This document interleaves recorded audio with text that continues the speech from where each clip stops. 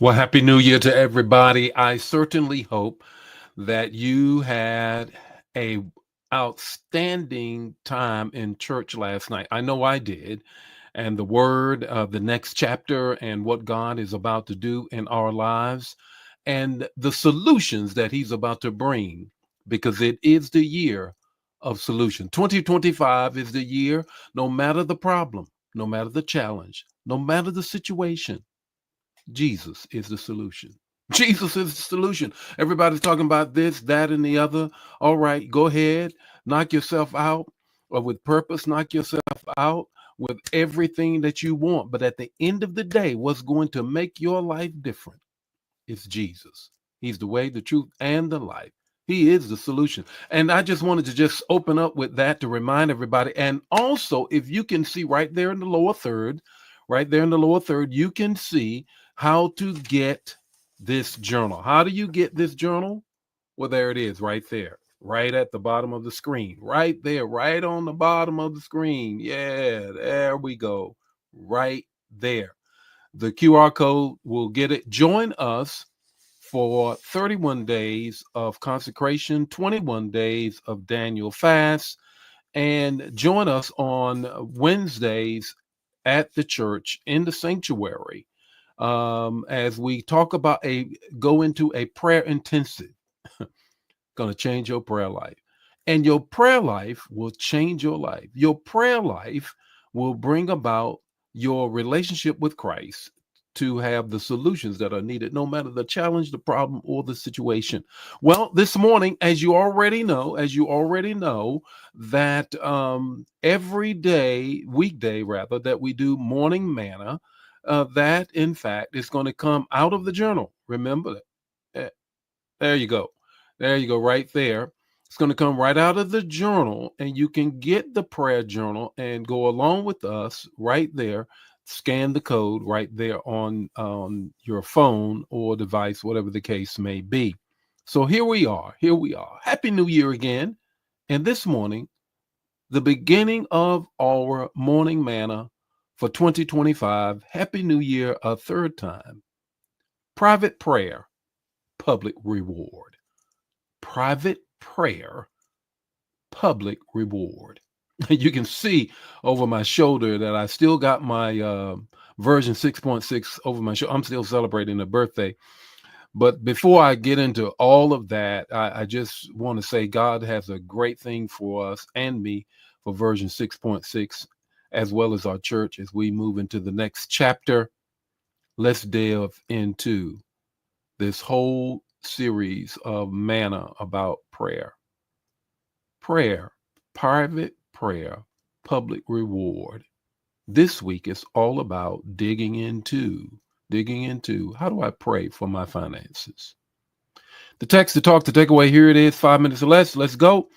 Matthew 6:6. But when you pray, not if you pray, when you pray, go into your room, close the door, and pray to your Father who is unseen.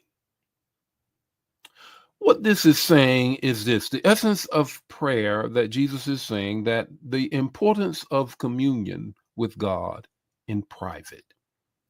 During this time, when he's writing, there was a lot of public rituals of outward prayer. And he says, go into the room. Now, the original Greek word refers to the storage space, or similar to our pantry.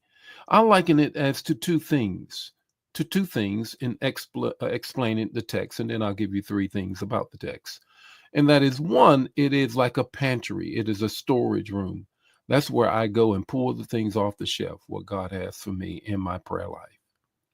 The second thing is it's exclusive, it's private. I shut the door, I shut everything out. And now it's just communion for me and God, that I might talk to him in the name of Jesus. Here are the three things I want you to get for the private prayer, the public reward. Is this: one, private prayer creates a space for authentic connection with God.